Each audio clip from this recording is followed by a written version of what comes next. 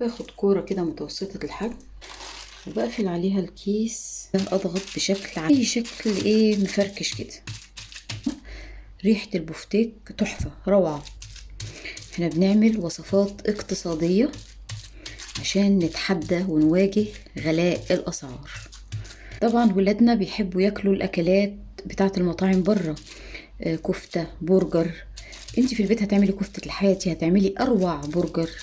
شايفة جمال قطعة البفتيك، البفتيك الكذاب. ولادنا عايزين ياكلوا بفتيك واللحمة غالية، نعمل ايه؟ لازم نتصرف بشكل عشوائي كده. 10 قطع بفتيك يغرقوا الدنيا. الكد ان ده بفتيك كداب والله. هتفرزيه ويطلع بقى على الآلية بقى، وشغل البقسماط والفيجيتار والحاجات الجامدة دي. والعيش بتاعنا بنفتحه بالشكل ده كده، ناخد كورة ونكبسها كده جوه الرغيف، نفردها بالشكل ده كده بقى. وانتي بتسوي رغيف الحواوشي تضيفي قطعة من اللية كده او الدهن. صبعنا الكفتة بتاعتنا 10 صوابع كفتة، كل صباع شايفين بسم الله ما شاء الله مقلبص كده ومحمل، عشان تعملي احلى وصفات. جنب بقى شوية مكرونة بالصلصة، جنب سلطاتك، جنب طحينة، جنب العصاير بتاعتك في رمضان، وخلصتي فطار. ولسه هنكمل باقي الوصفات. اعملي لايك للفيديو الجامد ده، تفريزات اقتصادية جدا لشهر رمضان المبارك. ربنا يعود علينا الايام بالخير واليمن والبركات يا رب. وادي كمان وصفة الحواوشي خلصت. شايفين الجمال؟ يعني مالية الرغيف. التفريزات الاقتصادية بتاعتنا بتاعت شهر رمضان، 11 قطعة برجر. عملنا الحواوشي، 10 قطع من البفتيك، بفتيك كداب. عملنا مفتة، صوابع كفتة، يعني كل صباع كفتة محمل كده ومالي مركزه. طبعا من نص كيلو مفرومة عملنا 2 كيلو، والميزان ما بيكدبش، وزننا قدامكم على الميزان. السلام عليكم ورحمة الله وبركاته. يا مرحب بيكم أعزائي المشاهدين في كل مكان. معاكم حنان الصوفي من مطبخ الستات. عاملين ايه؟ الستات النهاردة هيعملوا تفريزات رمضان. تفريزات رمضان بشوية الحاجات البسيطة اللي قدامنا دي. ايوه، انا من القنوات اللي ما بحبش اعمل تفريزات مستفزة لمشاعر الناس، خاصة ان احنا في وقت ما ينفعش نستفز مشاعر الناس ونعمل بقى وصفات كتير نعمل معرض لحوم قدامنا. لا، عايزة اقول لكم كل سنة وانتم طيبين بمناسبة شهر رمضان الكريم. نعمل النهاردة تفريزات رمضان، هنعمل اللي نقدر عليه. هنعمل كذا وصفة بنص كيلو من اللحمة المفرومة. هنا انا معايا نص كيلو بس من اللحمة المفرومة. معايا هنا حوالي 3 بصلات، بشرتهم في الكبة او في المبشرة زي ما تحبي. وهنا معايا ده ربع كيلو من البرغل. ده برغل تركي نوعه نظيف جدا جدا جدا، انا نقعاه لمدة نص ساعة في المية. معايا هنا معلقتين كده من اللية حتة دهنة تجيبيها من الجزار. معايا هنا بطاطسيتين، دول بطاطسيتين برضو وسط صغننين محندقين كده. معايا هنا دول حوالي معلقتين او 3 معالق كاتشب، بيدي للوصفات بتاعتنا طعم خطير جدا جدا جدا. هنعمل بالنص المفروم ده، هنعمل كفتة، هنعمل برجر، هنشوف. مش هنحرق الفيديو عشان نكمل الفيديو مع بعض. طيب هنا دي بهارات، مجموعة توابل. انتي حطي اي توابل موجودة عندك، لان احنا عايزين كده نحبش الكفتة بتاعتنا، خاصة ان فيها برغل، فعايزين نتبل اللحمة ونتبل البرغل كمان، بحيث ان الوصفة، صدقيني الوصفات اللي هنعملها النهاردة مش هتحسي بان فيها اي اضافات تانية. مش هتحسي بطعم البطاطس، مش هتحسي بطعم البرغل. ليه؟ لان احنا هنمشي بتكنيك معين. التوابل زي ما قلت لك، هنا عندي مثلا البابريكا، مكتره البابريكا شويه، بس التوابل ابني هزها لخبطها، انا كنت رصاها عشان اقول لكم عليها بالظبط، بس ابني هزها لي. دخل المطبخ معايا وبيقول لي يا ماما انا عايزه اساعدك، فجي قعد هنا على الرخامه جنبي فهز البهارات. هنا عايزه تحطي البابريكا، مهمه معانا البابريكا المدخنه، بتدي التست المدخن للمشويات بتاعتنا. توم باودر، بصل باودر، قرفه، جنزبيل، 7 بهارات، كزبره، كمون، كاري، يعني حبشي كده التوابل. تمام. ومعانا هنا معلقه كبيره من التوم، معايا صغيره بيكنج باودر، مهم جدا لوصفتنا النهارده، بينفش معانا كده الوصفات اللي بنعملها، وبيبقى زي ما قلنا النهارده هنعمل وصفات اقتصاديه. ودلوقتي العالم كله بيتجه للوصفات الاقتصاديه، الدول الاوروبيه، الدول الاجنبيه بتتجه للبروتين النباتي. اي منتجات احنا بنشتريها من بره، احنا طبعا عارفين ان هي يعني تكاد كده تكون معدومة نسبة اللحم فيها. فول صويا كلها، ودهون، فول صويا ودهون وتوابل ومكسبات طعم ولون زي ما احنا عارفين. تمام. فاحنا هنعمل وصفاتنا النهارده، محدش يقول لي ليه حاطه بطاطس، ليه حاطه برغل. لا، اللي قادره تجيب وما تحطش بطاطس وبرغل ما تحطش، يبقى يعني الفيديو ده مش ليها. احنا النهارده فيديو وصفات اقتصاديه. انا ههرس البطاطس وارجع لكم.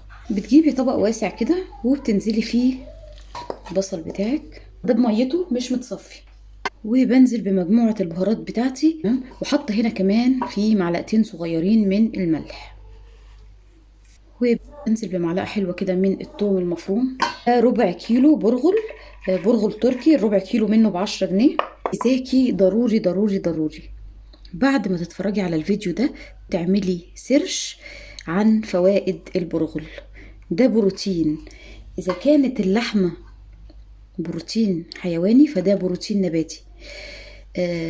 هتندهشي من فوائد البرغل.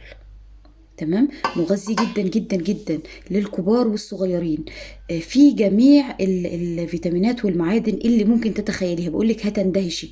فيتامين ب 12، جنيز، كالسيوم. البرغل ده مليان فوسفور. تمام.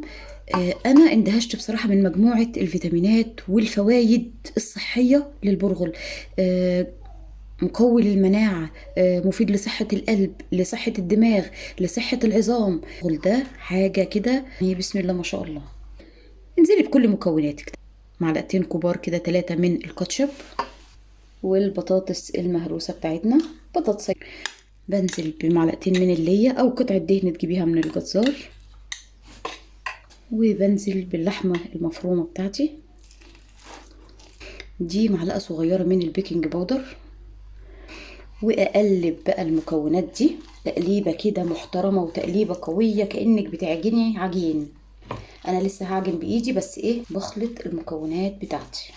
شايفه الجمال؟ انا شامه بقى ريحه طالعه هنا، الله اكبر، بسم الله ما شاء الله. ما بقى ريحه كفته على برجر على شم التوابل دي، نتيجه التوابل والليه اللي محطوطه. توم، معلقه التوم برضو ضروريه جدا. هبدا اعجن بقى المكونات دي كلها مع بعض بايدي. ادي بسم الله ما شاء الله اللهم بارك. اللحمه بتاعتنا بعد ما اللحمه تشرب من البصل والبرغل والتوابل والثوم والكاتشب، كل الحاجات اللي حطيناها اساسيه في الوصفه بتاعتنا النهارده. هبتدي دلوقتي اوزن معاكم النص كيلو مفروم بعد الاضافات اللي ضفناها. صدقيني ولادك وزوجك هياكلوا الوصفات بتاعتك اللي هتعمليها من الوصفة دي، مش هيلاحظوا ابدا اي اضافة، سواء بطاطس سواء برغل، هيفكروا انها لحم صافي 100%. هنا جبت الميزان وصفرته. دلوقتي انا بوزن اللحمة بتاعتي. تمام. يبقى بسم الله ما شاء الله من نص كيلو مفروم عملنا 2 كيلو الا 10 جرام بالظبط. تمام. هنقسم بقى اللحمة بتاعتنا وهنشوف هنعمل منها كام وجبة. لازم دلوقتي على التلاجة عشان اعرف اصبعها واعمل منها الوصفات الخطيرة، وصفات رمضان. كل سنة وحضراتكم طيبين. 515 يعني ده زيادة شوية على اساس ال5 جرام زيادة في الميزان. نشوف ده كمان نص كيلو، 1015 يعني اكتر من كيلو. تمام. طيب هنا كده كيلو ونص و15 جرام، كيلو 765، 2 كيلو و15 جرام. بسم الله ما شاء الله.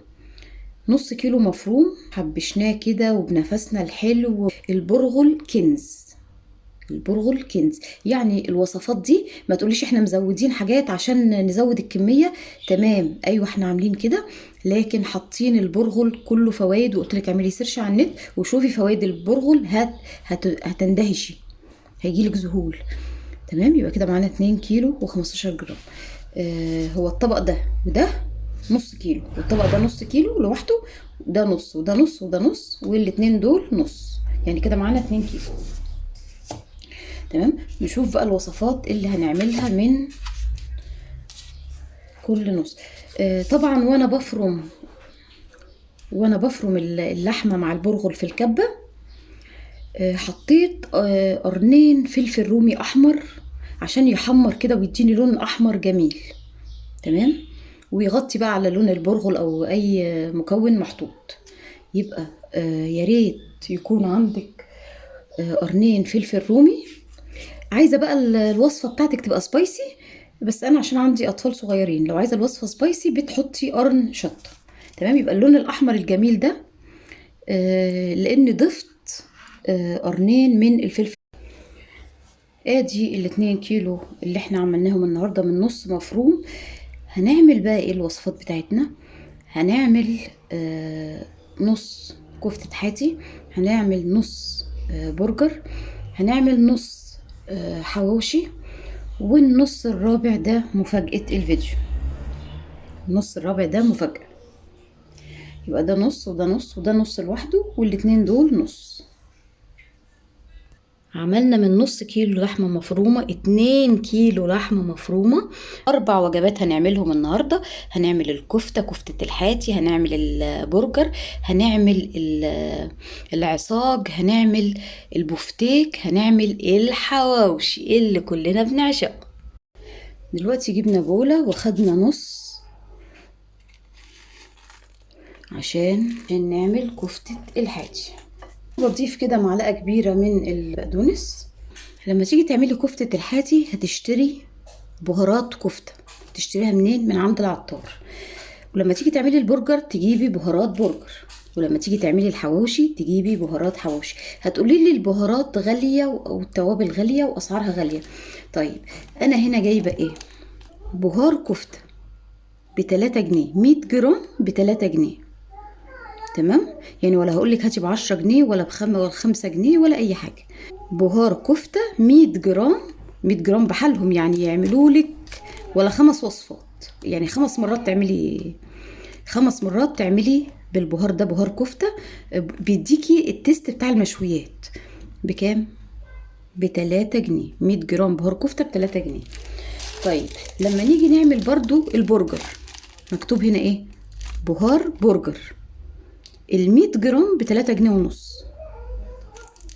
تمام، 100 جرام ب3 جنيه ونص. الكيس يعملوا 5-6 مرات برجر. يجي للحواوشي، طبعا الحواوشي بتاكليه كده ليه تيست خاص. بهار حواوشي ب3 جنيه 100 جرام برضو. فاهمه؟ فما نقولش بقى الاسعار، لا، عايزه تعملي حاجه جميله لاولادك، ادينا اقتصدنا وجبنا بهارات حواوشي ب3 جنيه 100 جرام، بهار برجر ب3 ونص. الاسعار اهي قدامك، لا تقولي ان انا بضحك عليكي. او بهار كفتة ب3 جنيه، 3 جنيه و3 ونص و3 جنيه، 100 جرام من كل نوع من التوابل دي. نفتح كيس بهارات الكفتة اللي هو 100 جرام معانا ب3 جنيه، بس معلقة صغيرة. شوفي بقى الكيس ده ما شاء الله فيه حوالي 7 معالق صغيرة، يعمل لك 7 مرات ب3 جنيه بس، يعمل لك 7 مرات كفتة حاتي. انت شايفة المكونات جوه؟ لدرجة انهم حاطين كمان البقدونس المجفف. دي البهارات اللي الحاتي نفسه بيشتريها من العطارة، دي عطارة كبيرة وبتدي بكام؟ ب3 جنيه. يبقى ما تروحيش على المناطق الغالية وتشتري منها. 100 جرام بحالهم ب3 جنيه يعملوا لك 7 مرات، 7 مرات يعمل لك الكفتة. حط معلقة صغيرة بس من التوابل دي، لان احنا ضايفين في البداية التوابل اللي هي الاساسية. ست البيت اللي عايزة توفر بتوفر. ولما هتستخدمي البهارات دي هتحسي ان انت بتاكلي كفتة حاتي بحقه حقيقي بقى بجد حاجة. تمام، ادي معلقة، لان دي معلقة اصغر من المعتاد. ونعجن بايدينا عشان نصبع احلى كفتة حياتي من مطبخ الستات. عاملين ايه؟ عملتي لايك ولا لسه؟ الله على الريحة اللي طالعة، بسم الله ما شاء الله، بسم الله ما شاء الله. يعني شوفي هتعملي بقى كام وجبة بنص مفروم، هتعملي كام وجبة في رمضان. عظيم، انا شامة ريحة كفتة حياتي على حق.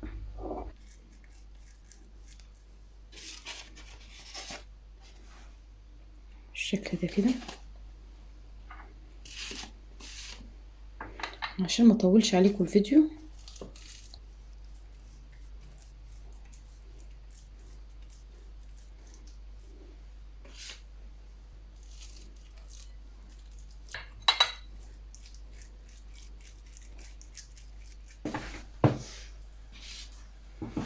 صبعنا الكفتة بتاعتنا بسم الله ما شاء الله. عملنا 10 صوابع كفتة، كل صباع شايفين بسم الله ما شاء الله مقلبص كده ومحمل، عشان تعملي احلى وصفات.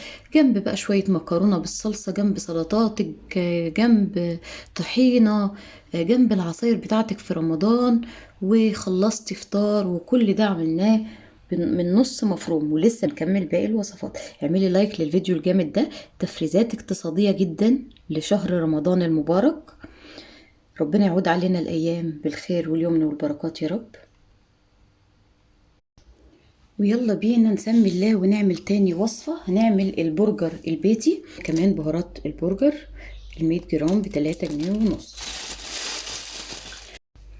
حطينا بهارات البرجر، وعشان البرجر يطلع زي ما بتاكليه في المطعم بالظبط، السر في المكون ده. انت مستغربة عمالة تقولي ايه ده ايه؟ دي بصلاية صغنونة قد كده اهو، تخرطيها رفيع خالص او تبشريها وتكرمليها على البوتاجاز، تديك التيست بتاع ايه الدمجلاس كده. تكرمليها كده لغايه ما تديكي اللون ده. تمام، ده سر البرجر، ده اللي هيديكي طعم البرجر اللي انت بتاكليه في المحلات بره. غطا برطمان، اي غطا برطمان عندك كده كبير شويه، وانا مقطعه زي مناديل صغيره كده. بتحطيه على الغطا، وبايدي كده فيها زيت قد مسحه، واخد كوره كده واقفل عليها المنديل، واضغط واكبس البرجر بتاعي، اللحمه بتاعتي كده في الغطا. عايزه تديها شكل البرجر ممكن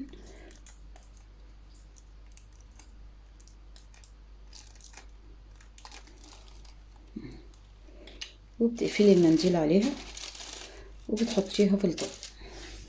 جيبي المنديل كده خفيفه من الزيت،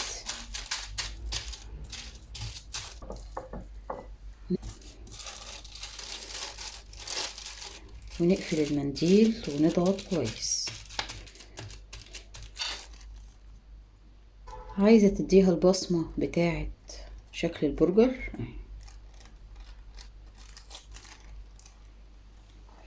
وبنقفل المنديل ونرصها في الطبق. احلى برجر بيتي بتعمليه نظيف وامن. احلى برجر معاكي. لا ما شاء الله، اتفرجي على جمال البرجر.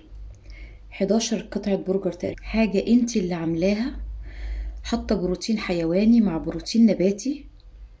يعني مش عاملة حشوة وخلاص، او بتضاعفي الكمية وخلاص، لا انت حاطة لولادك واسرتك بروتين نباتي اللي هو البرغل. شايفين جمال البرجر البيتي؟ وعشان نعمل الوصفة التالتة، والوصفة التالتة هنعملها ايه؟ الحواوشي. جبت النص كيلو التالت، وهنا ضربت ايه في الكبة؟ بصلاية كده متوسطة مع قرن فلفل رومي احمر واخضر. لو عايزة سبايسي حطي، بس عشان عندي اطفال ما بحطش سبايسي. ونجيب بهار الحواوشي صغنونة كده، هزود شوية ملح كده، والعيش بتاعنا بتاعه بالشكل ده كده. ناخد كورة ونكبسها كده جوه الرغيف، نفردها بالشكل ده كده. حاولي توزعي اللحمة كويس. ناخد كورة تانية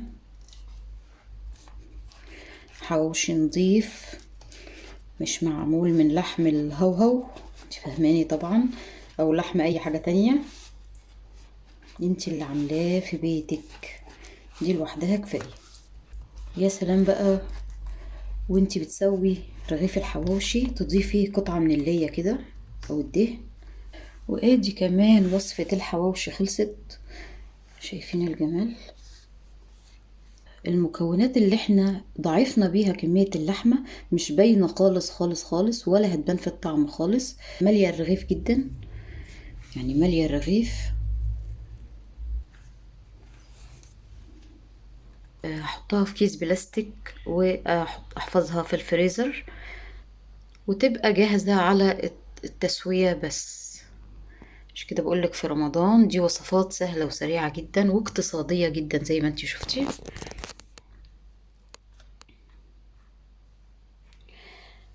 عايزة تدهني، تجيبي ورق ألومنيوم وتدهنيه زيت، وتقطعيه على قد الرغيف وتدهنيه زيت، وكل رغيف تحطيه جوه ورقة من الألومنيوم المدهونة زيت، وممكن تدخليه الفرن، يطلع أحلى حواوشي مع دهنة من الزيت طبعا على وش الرغيف، أو لو عندك ليا. شايفة جمال الحواوشي البيتي ولا ريحته بقى؟ طبعا حاطين بهارات الحواوشي، وعاملين كل اضافات الحواوشي الرهيبة دي اللي بتخلي رغيف الحواوشي ريحته خطيرة.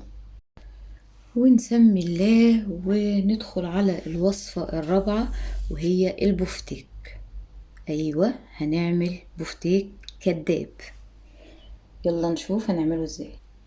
ببل ايدي زيت كده وبمسح الكيس ده كله، باخد كورة كده متوسطة الحجم وبقفل عليها الكيس، وببتدي اعملها اضغط بشكل عشوائي، اي شكل مفركش كده. في قطعة البفتيك بسم الله ما شاء الله، ريحة البفتيك تحفة روعة.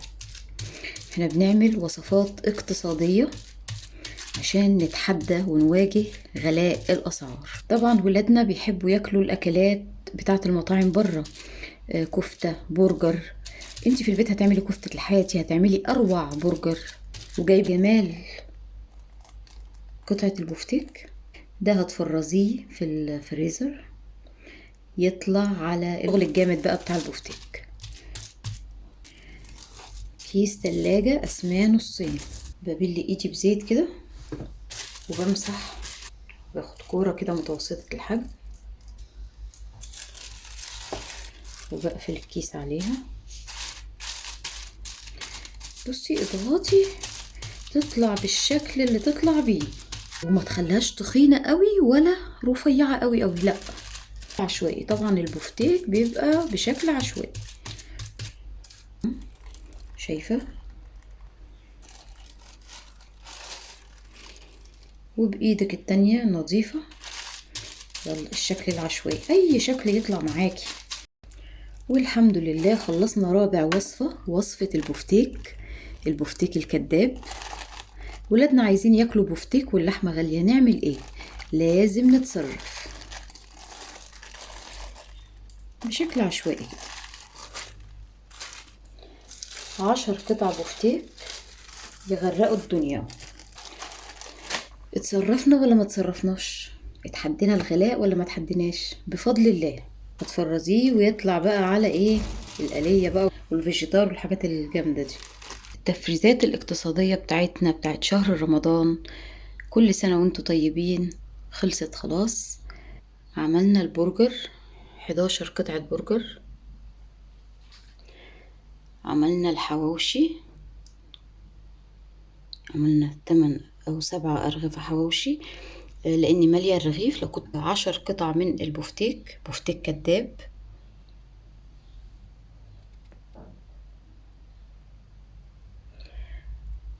عملنا ما شاء الله الكفتة، صوابع كفتة، يعني كل صباع كفتة محمل كده ومالي مركزه.